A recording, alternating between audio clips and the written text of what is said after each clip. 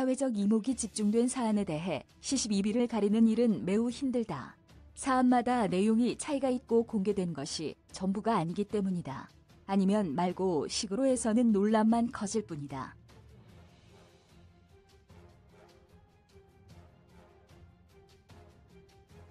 오늘날처럼 SNS가 보편화된 상황에서 특히 그러하다. 사이버 공간의 흐름이 집단지성이라는 긍정적 방향이나 성과로 귀착되는 경우도 많아서 다수의 의견이 존중받아야 할 경우는 분명히 존재한다.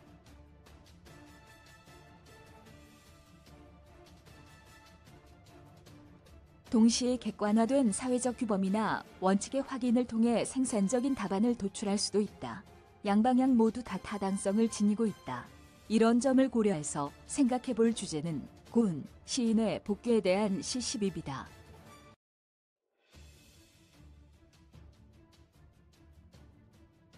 (2018년) 최영미 시인의 미투 폭로 이후 활동을 중단했던 고은 시인의 복귀 시도가 최근 비판의 도마에 올라 멈칫한 상태다. 고 시인에 대한 견해를 표명한 주체들의 견해는 대부분 복귀 불가의 범주에 속했고 복귀를 긍정한 견해는 거의 보이지 않았다.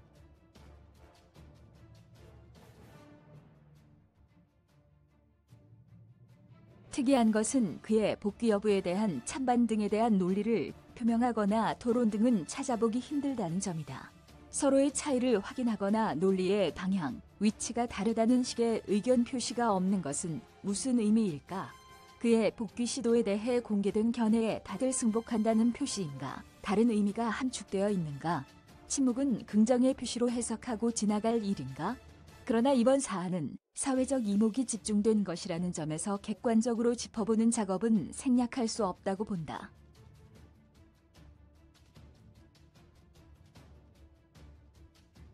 그것은 이 사안에 대한 최근의 상황을 살피는 것에서부터 시작돼야 할 것 같다.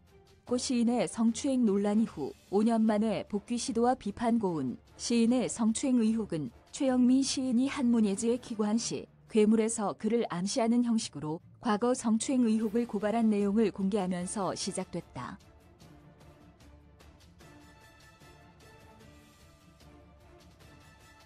당시 고 시인은 그에 대해 국내 언론에는 자신의 입장을 밝히지 않았다. 고 시인은 그러나 영국 가디언과의 인터뷰를 통해 의혹을 부인하며 집필을 계속할 것이란 입장을 밝혔다.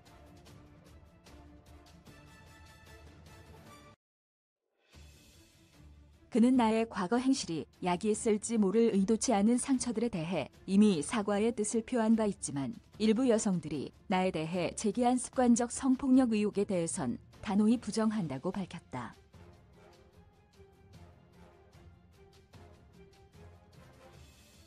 이후 고 시인은 최영미 시인 등을 상대로 손해배상 청구 소송을 제기했지만 2019년 항소심에서 패소하자 대법원 상고를 하지 않아 패소가 확정됐다.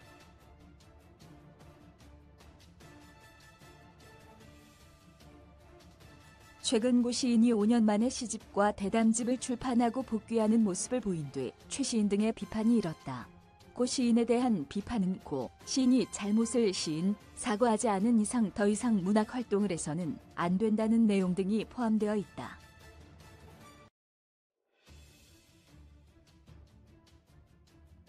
문화예술인 연대체 문화연대는 고 시인의 문단 복귀를 괴물의 귀환이라 평했고 문학 전문 매체 뉴스페이퍼는 복귀 반대라는 자체 설문조사 결과를 공개하기도 했다.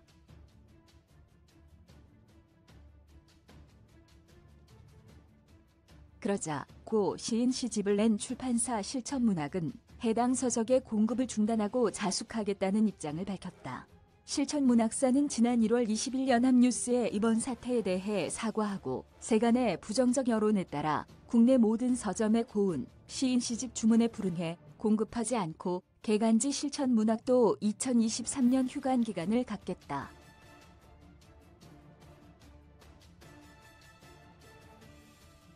는 입장을 밝혔다. 고은 시인은 문단, 복귀 시도 행보를 전후로 해 자신과 관련된 성추행 논란 등과 관련한 해명이나 사과는 하지 않았다. 고 시인의 복귀 시도와 관련해 민족문학작가회의를 계승한 한국작가회의, 한국문인협회는 물론 대부분의 중견문인, 받고 시인의 책을 펴낸 출판사들은 침묵하고 있다.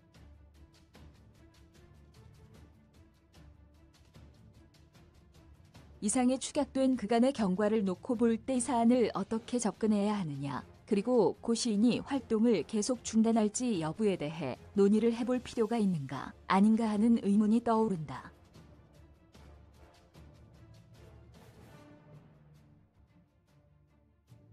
그러나 이런 의문들은 쉽게 시도하기 쉽지 않다는 공통점이 있어 보인다. 특히 이미 알려진 것 말고 당사자들이 아니면 알 수 없는 그런 사연이나 인과관계가 있을 수 있기 때문이다.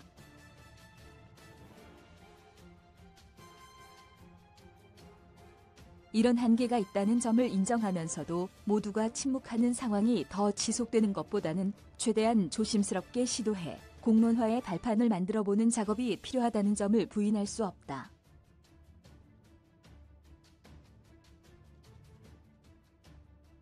이 사안이 우리 사회가 관심을 가져야 할 공적인 측면이 강하다는 점에서 그러하다 이에 따라 객관적으로 확인되는 몇 가지를 중심으로 살펴보기로 한다.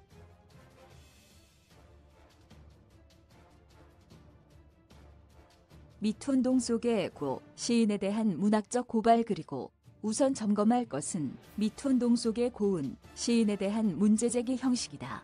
한국을 포함해 전 세계를 휩쓴 미투운동은 여성이 당한 성적 수치심이나 성폭력에 대한 문제를 부각시켜 피해 여성에게 힘을 실어주고 가해자에 대한 사회적 제재를 가하는 데 큰 기여를 했다.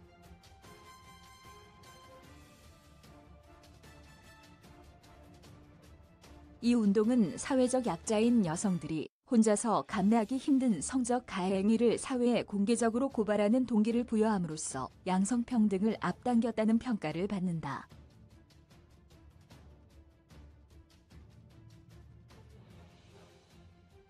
최영미 시인은 시의 형식을 통해 미투 운동에 동참했다. 형식은 내용을 제약한다는 상식은 문학작품의 형태로 발표된 고 시인에 대한 문제제기에서도 확인되었다.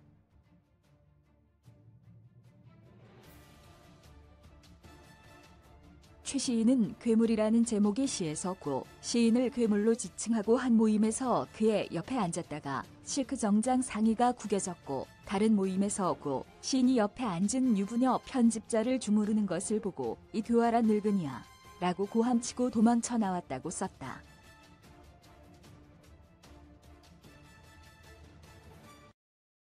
모든 글에서 제목의 중요성이 크다는 점은 고 시인이 이 시에서 괴물로 지칭된 것에서도 확인되었다. 괴물이라는 용어가 지닌 유무형의 의미는 주관적인 판단에 의해 다양하게 해석될 수 있다고 보인다.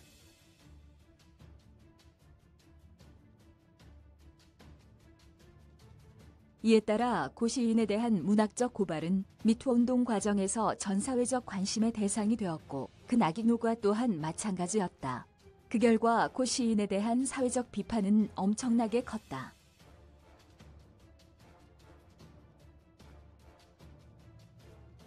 몇 명의 문인이고 시인의 불미스러운 행동에 대한 자신의 목격담 등을 공개한 이후 고 시인에 대한 비판은 가중되었다.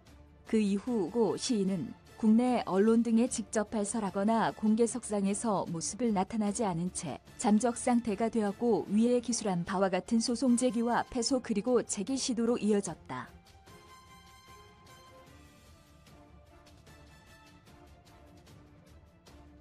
최영미 시인이 5년 전 괴물시를 통해 고 시인이 30여 년 전에 문단에서 미투 운동의 고발 대상에 해당하는 비행을 저지른 것과 같은 의미를 전달한 것은 특이했다.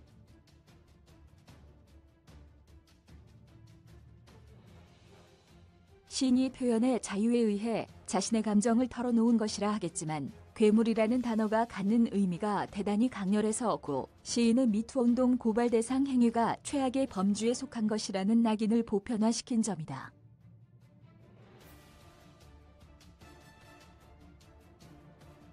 시라는 형식은 민형사 고발, 고소장과 다르다. 후자가 엄격한 사실관계의 구속을 받지만 전자는 상징성, 비유성 등에서 작가의 주관이 10분 발휘될 수 있기 때문이다.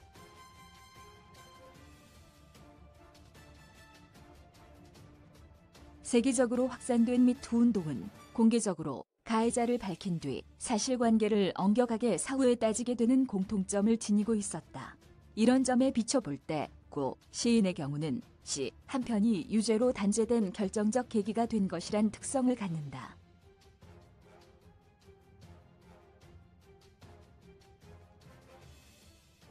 이 부분과 관련해서 재판부가 고 시인이 제기한 명예훼손 소송의 패소를 결론 내린 것도 주의 깊게 살필 부분이다. 명예훼손의 입증을 고 시인이 어떤 방식으로 했는지 알려지지 않았지만 재판부는 고 시인을 향해 제기된 성추행 문제 제기 등을 유의미하게 받아들인 것으로 추정할 수 있다.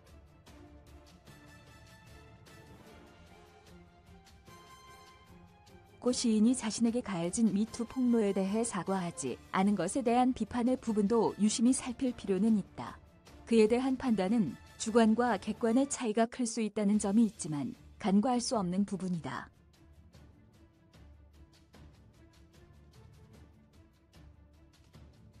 고 시인과 같은 공인이면 당연히 공개 사과했어야 한다는 주장이 설득력을 갖는 것은 사실이다. 그렇다 해도 그것이 전부일 수는 없다. 고 시인이 자신의 판단에 의해 처신했다고 볼 수도 있기 때문이다.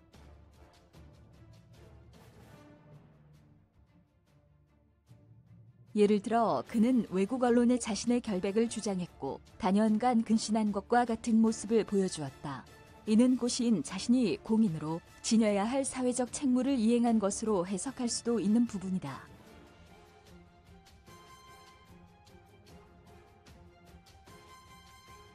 물론 이에 대해 이론이 있을 수 있다.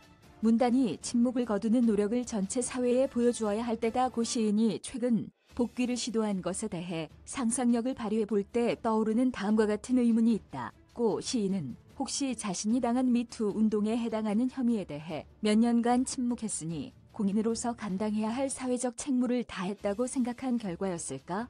그는 혹시 적지 않은 언론과 전문가, 시민들은 그가 세상에 나오는 것을 반대하거나 문학 활동을 하는 것을 반대하는 것에 과도한 요구라며 억울해하고 있지 않을까? 일부 언론이나 전문가들이 자신을 위험한 인물처럼 몰아가는 것에 대해 명예훼손이나 인권모독이라고 원망하고 있지 않을까? 이런 의문과 함께 이 사회, 언론, 문단 등이 제 역할을 다했을까 하는 의문도 든다.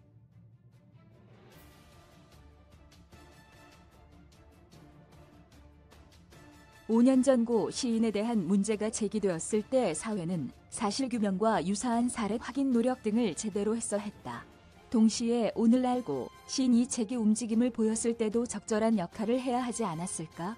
고 시인과 관련해 몇 가지를 짚어보았는데 사회적 관계는 시간이 흐르면서 주체가 되거나 객체가 되는 식으로 입장이 바뀌는 경우가 흔하다.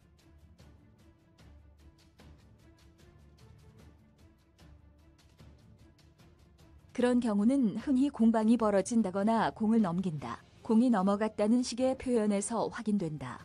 최영미 시인과 고은 시인의 경우도 마찬가지일 것이다.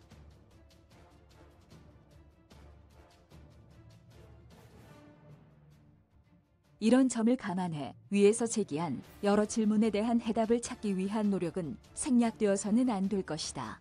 특히 문단이 발벗고 나서야 할 책무가 있다 할 것이다.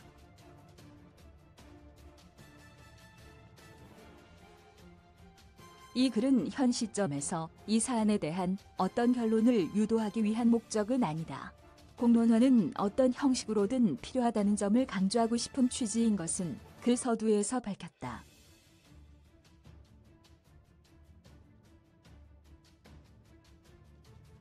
고 시인의 복귀 논란에 대해서 문단이 침묵을 거두는 노력을 전체 사회에 보여주어야 할 것이다.